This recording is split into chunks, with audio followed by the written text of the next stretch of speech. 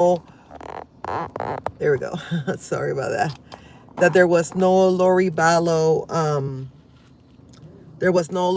trial today to talk a little bit about the Letitia Stock case. And I wanted to take a little bit of a different approach today. I know that there's a lot of people that are much smarter than I am talking about it, but today I wanted to talk a little bit about not guilty by reason of mental insanity, being mentally ill, the difference between the two, whether that's going to make whether that makes a difference or not, and whether that's going to make a difference in the Letitia Stokes case. And I thought that I could talk a little bit about that because I am a mental health advocate. Mental illness has run in my family for many, many generations. I personally have had a long life struggle with anxiety and depression. Um, Again, mental illness runs in my family. It runs in the side of my husband's family too. He himself struggled with mental illness when he was alive. Never stopped us from living regular lives, holding jobs, having kids, having marriage, but it definitely is an obstacle. And he and I had the opportunity to serve with the National Alliance for Mental Illness. I served as a director of the board. And in addition to that, we were facilitators for many years. I advocated and helped people that love people that struggle with mental illness, train others to do the same work. So, and in addition to that, as you guys may or may not know, I am an emotional intelligence certified coach, a behaviorist. In general terms, I do personality assessment, working style assessments. I normally coach people as a life and executive coach. I teach them how to take a look at their family of origin and at some of the challenges that they may have and how that impacts how they're living their lives today and their future. And so, and of course, I'm a pastor, proud follower of Jesus, a mom. And so I have, a few things in my arsenal that I think can help me speak intelligently about this topic. If you've been looking at this trial of Letitia Stock, and if you've been following the demise of beautiful Gannon, you have to agree with me that there's something wrong here with Letitia Stock. But today I want us to talk about mens rea. And mens rea is the ability to form criminal intent, right? And we know that taking somebody else's life, we know that when somebody says, I'm going to kill this beautiful child that has done nothing to me, we know that there's something not right. But does that mean that the person was incapable of forming criminal intent? And being not guilty by reason of mental disease or defect is basically which is what they're pleading for Letitia Scott. What they're saying is that someone at the time of the crime, notice, at the time of the crime, was incapable of distinguishing between right or wrong, couldn't understand the nature of their acts, didn't have the ability to form criminal intent. That is what they are going to need to prove. And I want to tell you momentarily why I believe they are facing an uphill battle and why that attorney, although he made his show, and like I told you, one of the most bizarre opening statements that I've ever heard, he's got an uphill battle. And kudos to him. Listen, he's got to defend her. He's got to provide her with how do you guys like my red headphones? I love them. He's got to do it, right? I mean, if her conviction is going to stand, she needs to have a robust defense, right? If not, she can claim ineffective assistance of counsel. So we do want someone that can defend her robustly. But the difference is that somebody can be mentally ill. Like, you could technically say that I suffer chronically with depression, severe depression, depressive disorder, anxiety, panic attacks. My husband did for a while. My husband also suffered with obsessive compulsive disorder. He had a very definitive impact in some areas of his life. And there were instances in which it distorted our perceptions, like it happens for most people that struggle with mental illness. Mental illness can distort your perception. Mental illness can make you a little bit more reactionary, a little bit more sensitive in specific areas.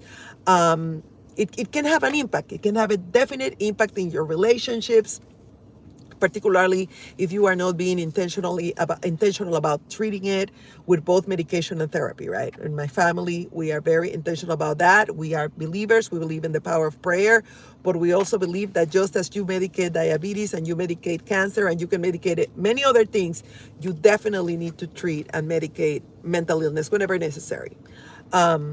I can tell you a little bit more about my journey with mental illness. I'll do that later, although there's a couple of playlists here that you can see in my channel. But the bottom line is even if somebody is mentally ill, that does not necessarily render them unable to understand the nature of their acts.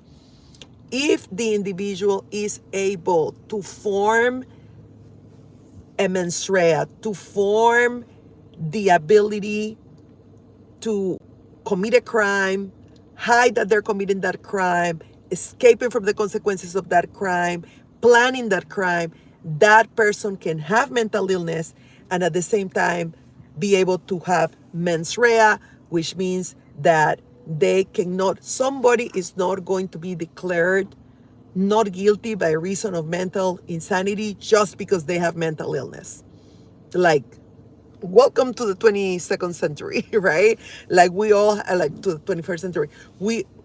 All of us, in one way or the other, may have a little bit of that, right? But it doesn't mean that we are not capable of understanding right from wrong. It doesn't mean that. Let's use some examples, right? For example, Lori Vallow. Lori Vallow was declared not competent to assist her counsel since she was arrested 3 years ago, right? And the trial could not commence because she was not legally sane to assist her counsel in her defense. That's one thing. This does not mean that at the time she killed those kids, at the time she plotted to kill those kids, to kill Charles Vallow, to kill Tammy Daybell, it doesn't mean that at that time she did not have the ability to know right from wrong. As a matter of fact, we're discussing, I have a separate playlist here where we're discussing some of the emails that they were sending back and forth that clearly demonstrate she had the ability to form criminal intent. She had the ability to have mens rea. And so even if later on she was declared not legally competent to assist in her defense, that doesn't mean that at the time of the crime she didn't have the ability to form criminal intent, right? And so this is very, very important. And let me give you another example. I don't know if you remember Andrea Yates. Andrea Yates was the mother that killed like 5 of her kids. 5 of her kids. She like sunk them because she wanted them to be saved. They were being manipulated by like an extreme pastor or some sort of cult or sect or whatever it was. And she felt that her kids were sinners and that the only way she was going to save those kids was to kill them. And I'm not for 1 second justifying that or saying that that was right. But although she was declared guilty on the first trial, then that trial was overthrown on appeal. She was retried and she was ruled to be not guilty by reason of mental insanity or mental defect. And what they were saying is that at the time she committed the crime, she was not able to distinguish right from wrong. You know, there's also another case, horrible case, where a poor young man was like cannibalized on a bus. And like the guy that cannibalized him was declared incompetent because he couldn't form mens rea because he was having visions and he was having hallucinations. And the worst part, guys, is that he was committed to a mental institution. He was medicated, he was treated, and he was released.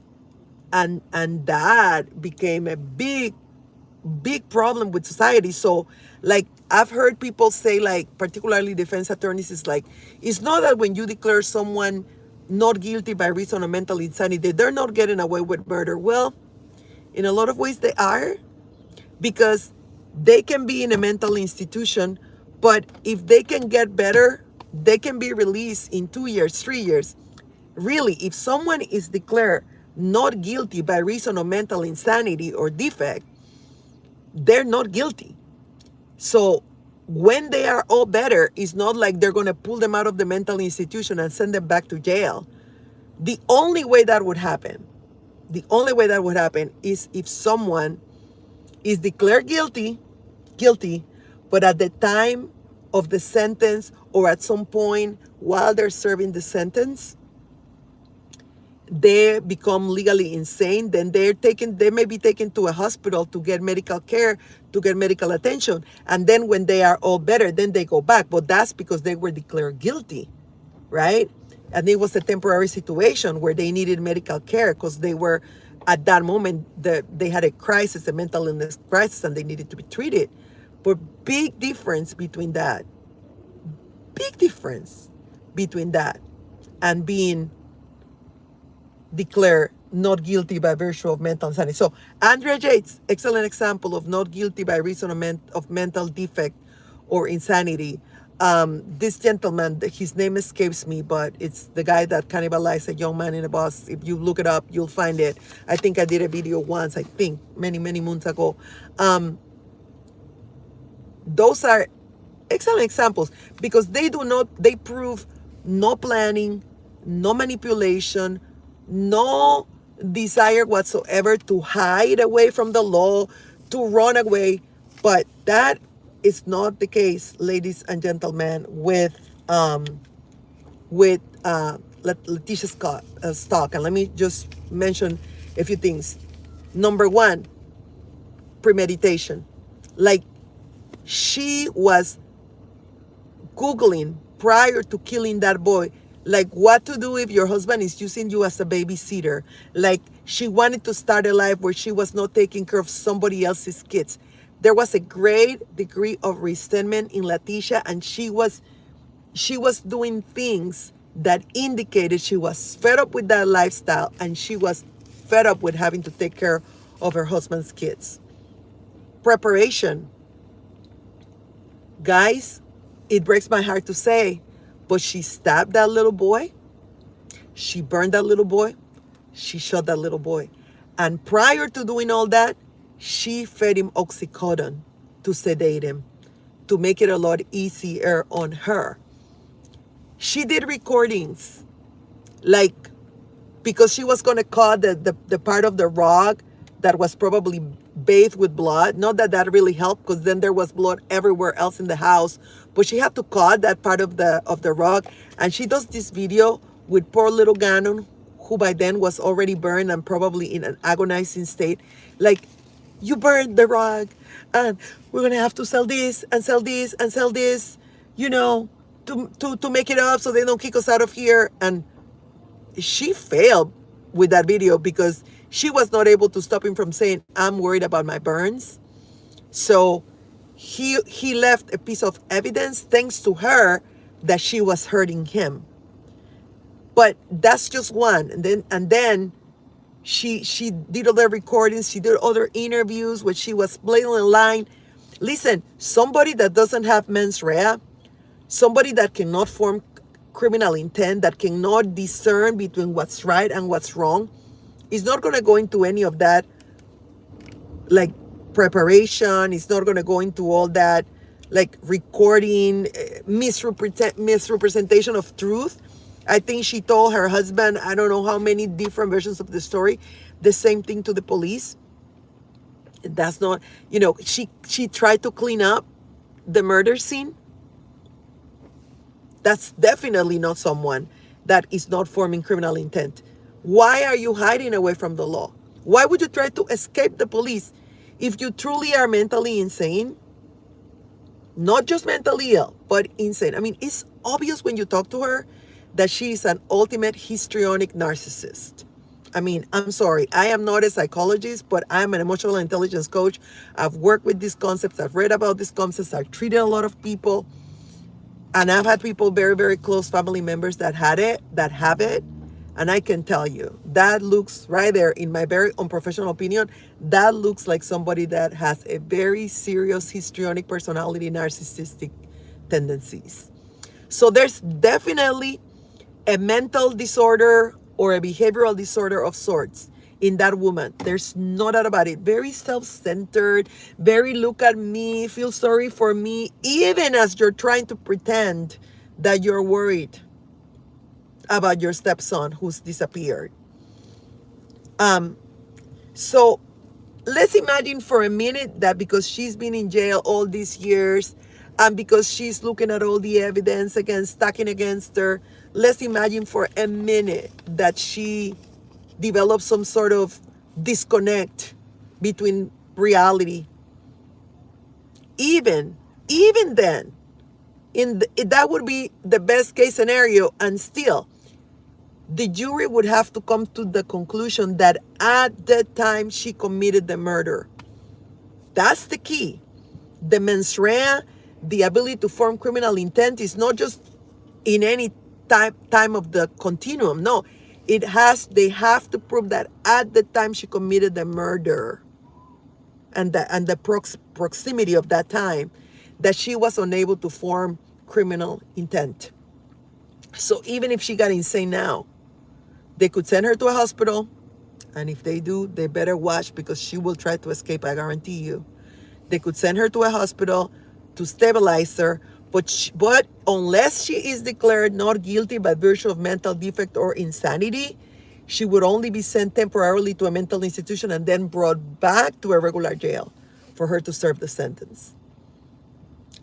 I don't see it, guys. Everything I know about this case tells me very, very, very clearly that Letitia Stock, even if she's mentally ill, and it seems to me that at the very least she has some sort of behavioral disorder, even if that's the case, not even that prevented her from forming criminal intent. And her own actions, her own words, even using her teenage daughter to cover for her, even telling the guy that she gave an interview, like, can we record that again so that the next time I can sound a little bit more cry? Even things like those prove beyond a reasonable doubt, in my humble opinion, that she was able to form criminal intent and that she was trying to protect herself from the consequences at all cost. So my friends, big difference. Not guilty by virtue of mental defect or insanity means that at the time of the crime, you were unable to form criminal intent. You could not recognize the difference between what was right, what was wrong, that what you were doing wrong, that it would have consequences, that you were hurting somebody. You would have to prove that beyond a reasonable doubt in order to declare someone not guilty by virtue of insanity, right? Somebody can be mentally ill. Many of us suffer with mental illness. We treat it, we medicate it. Some of us decide that we don't want to. Sometimes because we're proud and we're arrogant. I don't take myself that seriously. I can say it. I say it loud. I say it. And you know why I say it, guys, by the way, and I talk a lot more about this in my upcoming book.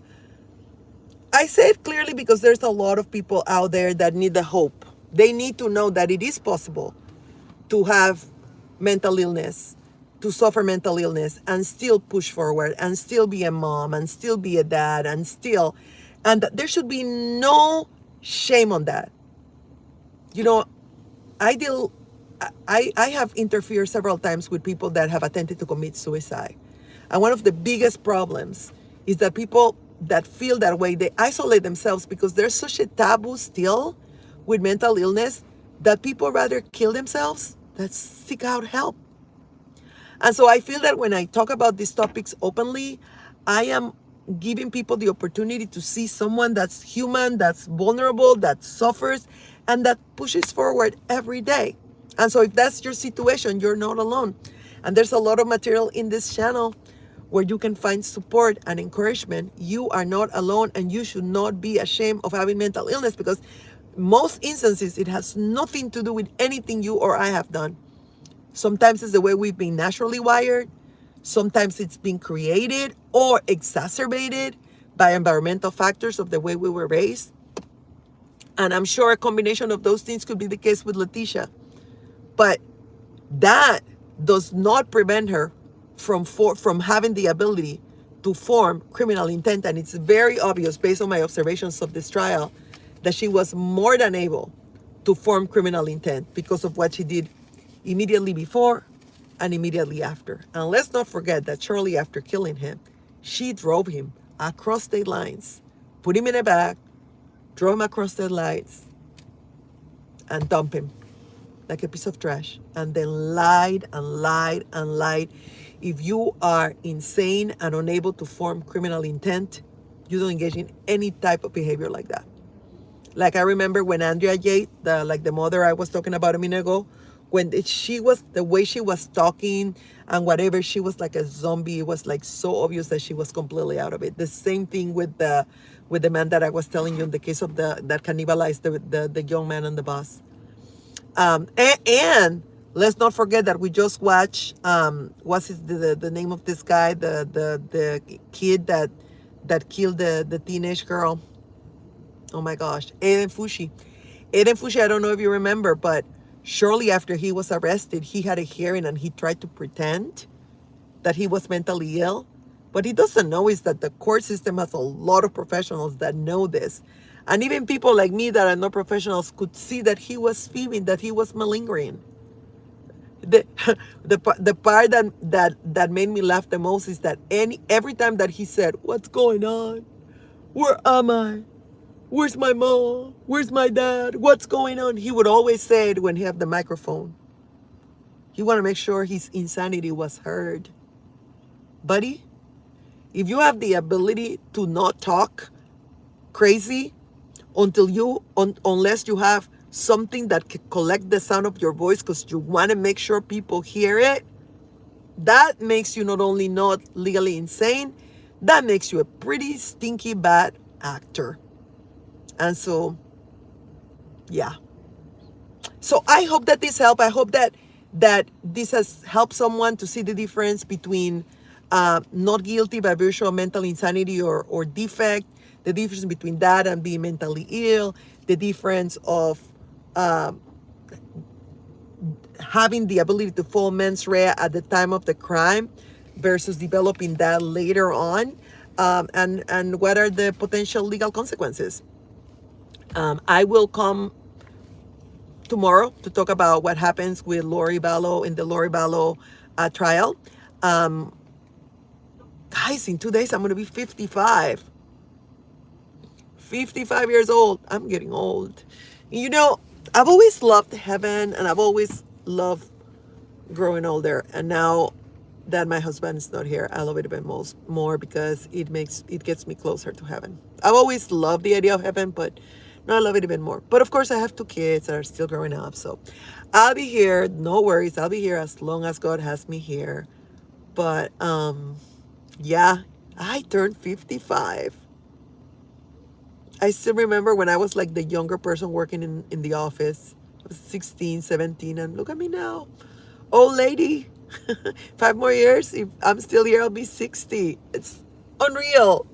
Time flies when you're having fun. I love you guys. Thank you for joining me. I hope this was useful. Love you so much. Bye.